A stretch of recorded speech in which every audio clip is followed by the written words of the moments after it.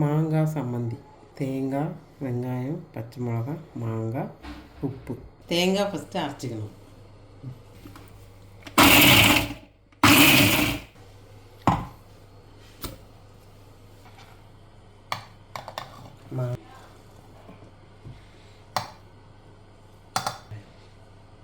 சின்ன வெங்காயம்,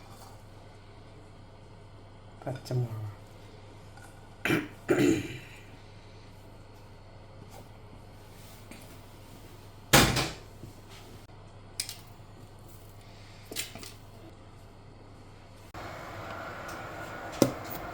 இதுதான் சாலை